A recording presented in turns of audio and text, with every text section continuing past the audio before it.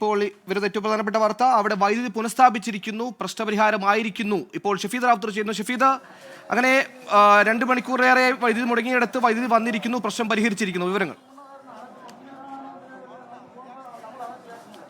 സുഹേല, 3.5 മണിക്കൂർ സമയത്തിന് ശേഷമാണ് ഇപ്പോൾ 7 മണി എന്നാണ് ഇവിടുത്തെ ബൈസ്റ്റാൻഡേഴ്സ് പറയുന്നത്. 3.5 മണിക്കൂർ സമയത്തിന് ശേഷമാണ് ഇപ്പോൾ SAT ആശുപത്രിയിൽ വൈദ്യുതി ബന്ധം പുനഃസ്ഥാപിച്ചിട്ടുള്ളത്. നമുക്ക് ആ ദൃശ്യങ്ങളിൽ കാണാൻ സാധിക്കും. പവർ സപ്ലൈ എല്ലാ ബ്ലോക്കിലേക്കും എത്തിക്കാൻ കഴിഞ്ഞു എന്നുള്ളൊരു വിശദീകരണം അനൌദ്യോഗികമായി ഈ SAT ആശുപത്രി അധികൃതർ നമുക്ക് നൽകുന്നുണ്ട്. ഏതായാലും വലിയ തരത്തിലുള്ള ഒരു ആശങ്ക ഈ മണിക്കൂറുകൾ നമ്മളെ സംബന്ധിച്ചിട്ടുണ്ടായിരുന്നു. കാരണം ഇൻക്യുബേറ്റർ സംവിധാനം ഉൾപ്പെടെ പ്രവർത്തിക്കുന്ന ഒരു ആശുപത്രി, തിരുവനന്തപുരം നഗരത്തിന്റെ മധ്യത്തിൽ പ്രവർത്തിക്കുന്ന തിരുവനന്തപുരം മെഡിക്കൽ കോളേജിലെ പ്രധാന വിഭാഗം, ആ ആശുപത്രിയിലാണ് ഇങ്ങനൊരു സംവിധാനം അല്ലെങ്കിൽ ഇങ്ങനൊരു പ്രതിസന്ധി, ഒരു വൈദ്യുതി പ്രതിസന്ധി ഉണ്ടായത്. ഒരു താൽക്കാലിക ജനറേറ്റർ കൊണ്ടുവന്നാണ് ഈ പ്രശ്നപരിഹാരം ഉണ്ടായത് എന്നുള്ള ഒരു സൂചനകൾ ഈ ഘട്ടത്തിൽ നമുക്ക് ലഭിക്കുന്നുണ്ട്. ഏതായാലും ഇക്കാര്യത്തിൽ വളരെ വിശദമായിട്ടുള്ള റിപ്പോർട്ട് നൽകും, ഉടൻ സമർപ്പിക്കുമെന്നുള്ള കാര്യത്തിൽ തർക്കമില്ല. വലിയ സന്തോഷം.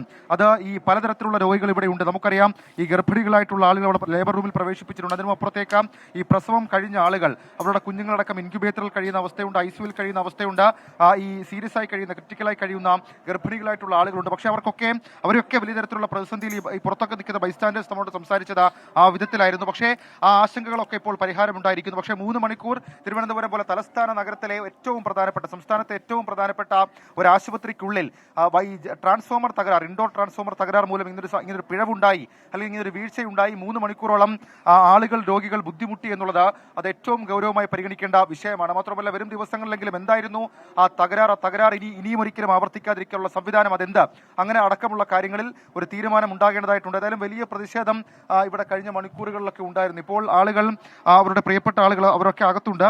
അവരെ അടക്കം സ്വാഭാവികമായി ഇപ്പോൾ ഒരു ആശ്വാസത്തിലേക്ക് കാര്യങ്ങൾ പോയിട്ടുണ്ട് എന്നുള്ളതാണ് ഏറ്റവും പ്രധാനപ്പെട്ട കാര്യം. ഈ നിരവധി ബൈസ്റ്റാൻഡേഴ്സ് ഇവിടെ ഉണ്ടായിരുന്നു. അവരടക്കം ഇപ്പോൾ അവരുടെയൊക്കെ മുഖത്തൊരു ആശ്വാസം കാണാം. കാരണം ഈ ലേബർ റൂമിലും അതേപോലെ തന്നെ ICUവിലും ഒക്കെ കിടക്കുന്ന ആളുകൾ, അവർക്ക് ഏത് രീതിയിൽ അവരവിടെ കഴിയുന്നു എന്നുള്ള കാര്യം അറിയാതെ പോലും നിൽക്കുന്ന ആളുകളായിരുന്നു. പക്ഷേ ഇനിയും ഇവരുടെ പ്രതികരണം, അത് നമുക്ക് പ്രതികരണം തേടേണ്ടതായിട്ടുണ്ട്. ഈ 2 പ്രധാനപ്പെട്ട കാര്യങ്ങൾ ചൂണ്ടിക്കാണിക്കേണ്ടതായിട്ടുണ്ട്. അതിൽ ഏറ്റവും പ്രധാനപ്പെട്ട കാര്യം, ഇതിന്റെ ചുമതല അല്ലെങ്കിൽ ഇതിന്റെ ഉത്തരവാദിത്തം അത് PWD മെയിൻ്റനൻസ് വിഭാഗത്തിനായിരുന്നു. പക്ഷേ ഇൻഡോർ ട്രാൻസ്ഫോമർ തകരാറിലായി. ആ തകരാറിന്റെ കാരണം നമ്മൾ ഈ വിദഗ്ധരായിട്ടുള്ളത് അല്ലെങ്കിൽ ഇതുമായി ബന്ധപ്പെട്ട ആൾക്കാരോട് സംസാരിച്ചപ്പോൾ അവർ നമ്മളോട് വ്യക്തമാക്കിയത് ഇതാണ്: വാക്വം സർക്യൂട്ട് ബ്രേക്കർ, ഇൻഡോർ ട്രാൻസ്ഫോമറിന്റെ വാക്വം സർക്യൂട്ട് ബ്രേക്കർ അത് തകരാറിലായതായിരുന്നു ഈ പ്രതിസന്ധിക്ക് കാരണം. പകരം ഒരു സംവിധാനം അത് കൊണ്ടുവന്ന് ഇപ്പോൾ ഈ പ്രതിസന്ധി പരിഹരിച്ചു. പക്ഷേ അത് എത്ര ദിവസത്തേക്കിന് പരിഹരിക്കാൻ കഴിയും, ഇനിയും ഇങ്ങനൊരു പ്രതിസന്ധി ഉണ്ടായാൽ അത് ഏത് രീതിയിൽ നേരിടാൻ കഴിയുമെന്നടക്കമുള്ള കാര്യങ്ങൾ അത് ഏറ്റവും പ്രധാനപ്പെട്ടതാണ്. അങ്ങനെയുള്ള നീക്കത്തിലേക്ക് കൂടി കാര്യങ്ങൾ പോകേണ്ടതായിട്ടുണ്ട്. ഏതായാലും നിലവിൽ ഇപ്പോൾ അവർ വന്ന് ഇവിടെ കുഞ്ഞുങ്ങൾ പ്രതികരിച്ചത് അവരുടെ വേദനയാണ് പ്രതികരിച്ചത്. പക്ഷെ അവിടെ എന്തറിയാം, മുതലെടുപ്പായി. ഇവർ വേദനയോടുകൂടിയാണ്, സങ്കടത്തോടു കൂടിയാണ് ഓരോ അമ്മമാരും പ്രതികരിച്ചത്. അവിടെ സന്തോഷകരമായി അവിടെ നിന്ന് ചിരിക്കുകയാണ്, പൊട്ടിച്ചിരിക്കുകയാണ് ഇത് കണ്ടുകൊണ്ട്. തെറ്റായ നടപടി. ഇല്ല, ഇനി ഒന്നും വരെ ഉണ്ടായിട്ടില്ല സഹോദര. 60 വർഷക്കാലം ഞാനിവിടെ എന്നെ പ്രസവിച്ചതാണ്. കേൾക്ക്. അല്ലല്ല, ഇന്ന് വരെ ഉണ്ടായി 2 മിനിറ്റിനുള്ളിൽ കത്തിയിട്ടുണ്ട്. ഞാനിവിടുന്ന് ഇപ്പൊ പോയുള്ളൂ. എന്റെ കുഞ്ഞു മകളെ ഇവിടുന്ന് 30 ദിവസമായുള്ളൂ. എന്റെ മകളെ ഇല്ല, എന്റെ ഞാനിവിടെ വികസന സമിതി സ്റ്റാൻഡിംഗ് കമ്മിറ്റി മെമ്പറായി 30 വർഷം പ്രവർത്തിച്ച ആളാണ് ഞാൻ നിങ്ങളോട് നുണ പറയുന്നതല്ല. 2 മിനിറ്റോ 1 മിനിറ്റിനുള്ളിൽ ഇത് എമർജൻസി ഇവിടെ കത്തുന്നുണ്ട്. അതിനകത്ത് എന്താണ് വീഴ്ച വന്നത് നമുക്ക് നോക്കാമെന്ന്. ഇനി അതല്ല ചെയ്യേണ്ടത്, കൂടുതൽ കപ്പാസിറ്റിയുള്ള ട്രാൻസ്ഫോമർ അഡീഷണലായിട്ടോ എമർജൻസിയോ സ്ഥാപിക്കണം. അത് നമുക്ക് ചെയ്തേ പറ്റൂ. അതെ, നോക്കട്ടെ, നമുക്ക് നോക്കാം. നമുക്ക് കൂടുതൽ കാര്യങ്ങൾ ചെയ്യാം. Okay, thank you.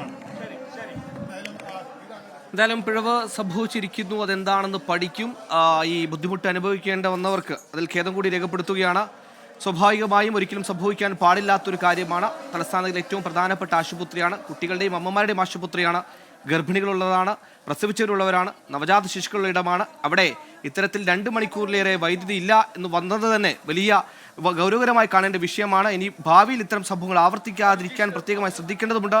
ഇപ്പോൾ ഷഫീദ് റാവുത്തർ നമ്മോടൊപ്പം ചെയ്യുന്നു. ഷഫീദ്, ഈ ആശങ്കമല്ലേ ആശ്വാസത്തിന് വഴിമാറുന്നു. എന്നിരുന്നാലും നമ്മൾ ശ്രദ്ധിക്കേണ്ട ഒരു കാര്യം, ഇന്ന് എന്ത് സംഭവിച്ചു എന്നുള്ളത് വളരെ കൃത്യമായി പഠിക്കേണ്ട കാര്യമാണ്. കാരണം തലസ്ഥാനത്തിലെ ഒരു പ്രധാനപ്പെട്ട ഇടത്ത്, ഒരുപാട് ജീവനുള്ള ഇടത്ത് വൈദ്യുതി ഇങ്ങനെ മുടങ്ങുക എന്നത് ഒരിക്കലും സമ്മതിക്കാൻ കഴിയാത്ത അല്ലെങ്കിൽ പാടില്ലാത്ത കാര്യമാണ്.